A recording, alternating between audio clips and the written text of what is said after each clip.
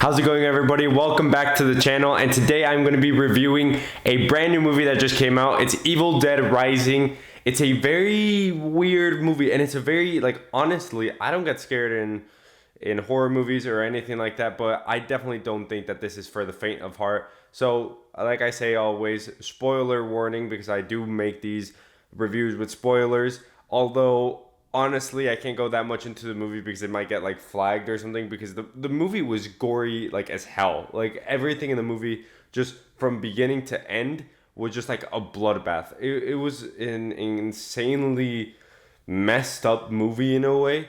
I think that the movie itself, as a horror movie, it did really well. As a horror movie, I actually did feel a lot of the tensions in there, and it's something that hasn't happened to me in a while, because I've been watching a lot of horror movies for a really long time. Insidious is my favorite horror franchise, and right now this movie is just completely taking me by surprise, because the last good horror movie that I've watched, in my opinion, like a new horror movie that I've watched, is The Black Phone. And so this one just really surpassed my expectations, and it really just surpassed the level of The Black Phone. But the thing that happened with this movie was that it was way too gory, way too intense, and honestly, I don't think that a regular viewer should just watch this. I think that it is very specified to the horror movie audience and the people that like these types of movies, because if you have some semblance of just you get really sick easily when you see a lot of blood or throw up or something like that, then this is definitely not the movie for you. So that is a quick disclaimer about the movie. If you're the faint of heart, don't watch it. I do think that it is a good movie for the horror movie fans, because it has a lot of intense scenes. The build-up is really fast, and so I think that it's really good. But to begin the actual review of the movie, at the beginning of the movie, you don't really understand what's happening. You just see the demonic possession taking place of some random girl, and then you just see her kill two people, and it's really random and really weird. She starts floating above a lake, which is extremely weird. But that just starts off the movie, and you start with this kind of taste in your mouth, which is wow, what is gonna go on, what is gonna happen, and how does this go into our main characters and our main storyline. Our main storyline follows our main character, Beth. She is she's reuniting with her estranged sister, Ellie. Which, if you've seen the trailers, then you know that Ellie is the girl that goes crazy. And so she kind of just comes in, they find out a lot about each other in just these very short hours of refinding each other and rekindling their relationship, right before her sister Ellie gets possessed demonically, and everything just kind of starts to go really fast in this movie. I honestly felt that I was in this movie for a while. But no, it was an hour and a half, and it went by really long. I actually felt like it went by really long. One of the kids of Ellie, Danny, he finds this book that it holds the secrets of this demonic possession, and a vinyl that he reads. And so you hear the vinyl play out, and that's where the demonic possession comes in, and it gets Ellie. And then all of a sudden you have Ellie really losing it really, really fast, and her family turning against her. And obviously, you have this type of movie that you need the main characters to stay in one place. You can't just have them moving all around and just being all ecstatic. And so they kind of made it really weird, to where the apartment had no fire escapes, but it only had one door that was locked and nobody could open it, and that one had the fire escape, so there's no escape. The elevator broke whenever Ellie got possessed, and so you just had no escape. They were fighting against Ellie, and they somehow are able to push her out of the apartment.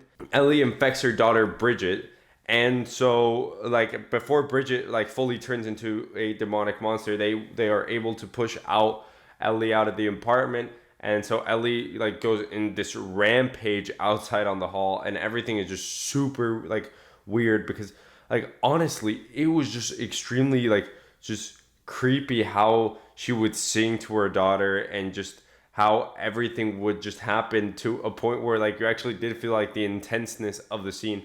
This movie doesn't work a lot with jump scares. It works a lot more with tension building and really just trying to get you in that feel of holy shit. Like it's a really weird feeling to have while you're watching this movie, but it is the feeling that you get while you watch this movie. And so the movie just keeps on going on that pace where you have someone getting like possessed and then like just possessing someone else and then just attacking, and like it's constantly just attacking.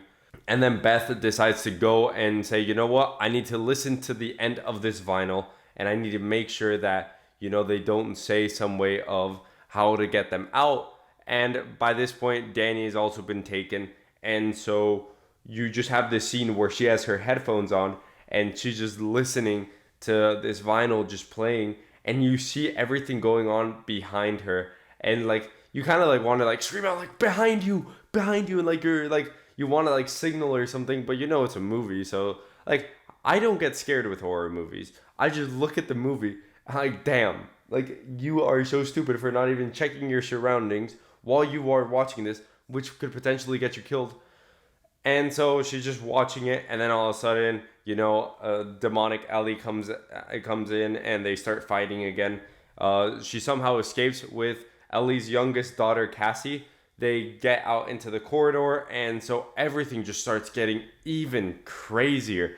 I don't really want to explain it because it's really messed up, and so I won't really explain it. If you're into these types of gory things, then you'll understand what I mean by when they're all out in that hallway sequence.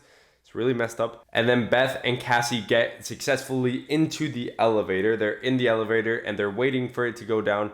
And you have like this scene kind of like in The Shining where they fill the elevator with like blood, and then it like goes all across like the hallway and stuff.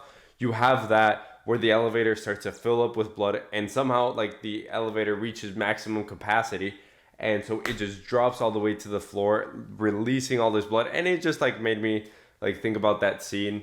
Then you have whenever they go into the parking lot, which is the most intense scene. Like it's basically like Dead by Daylight, like the video game where you have all the different serial killers that go and like kill you and stuff. You have that type of like scene where like they're on one side of the car and they're constantly just trying to move out of the way. They try to escape, but then Cassie gets pulled back. And so you just have like this really intense scene where they're fighting. At the end, the two like non-possessed people end up fighting up against the possessed demon. That like if you've played the game The Forest, which I doubt many of you have, it's not a very popular game. But if you've played the game The Forest, there's like a monster where like you have a combination of a lot of like things, and that is exactly what this monster looked like. If I can find a photo, like it'll be pulled up here. If not, then like you can just look it up or look up a walkthrough of the game of The Forest, and you'll definitely find it. It just looks like that, and so you have all of that goes on. And then, like, it's just really hard to explain what happens in the movie because I still don't understand what happens in the movie. They end up surviving, and then it turns out that what we saw in the beginning was actually, like, what happens at the end of the movie. Because you start with a different girl being possessed, and so at the end, you have the girl going into, like, the garage and getting possessed there. And so that's just like a very like weird full circled scene. It kind of reminded me of many people have not seen this movie. It's like a movie called Demonic. It's one where something happens in the house and like the police arrive and they start to assess clues and all this type of stuff. And so at the end of the movie, everything gets solved. But you like go into like this mystery type of thing. But what happens in this movie, which is different, is that usually when you have a horror movie which deals with the supernatural, demonic, like demons, ghosts, and all this type of stuff, you have like that the Holy Bible and the crucifix and stuff like that are the things that like can actually help you fight against this threat. And in this movie, it was just not like that. This demon had no weaknesses. It was just straight up, get the hell out of there, or else you will die. Somehow they were able to fight back, and somehow they were able to get out. Yes, there was a lot of plot armor involved. Like, It also reminded me of like The Walking Dead or The Last of Us, where if you get bitten or your blood comes into contact with the blood of someone infected, you become possessed. And there's just a lot that goes on in this movie. It's a really interesting movie, but looking at it back at retrospect, it is a very hard to process movie for some people that might not be very invested in the horror genre. I'm very invested in the horror genre. The horror genre is one of my favorite genres. The Insidious movies are some of my favorite. I saw the trailer for Insidious 5 coming out. I'm super excited to see that. It seems like it's just gonna continue on where they left off of my favorite storyline of the Insidious, the first two movies. And so I just love this genre, and I can definitely deal with this movie because I've been so exposed to it.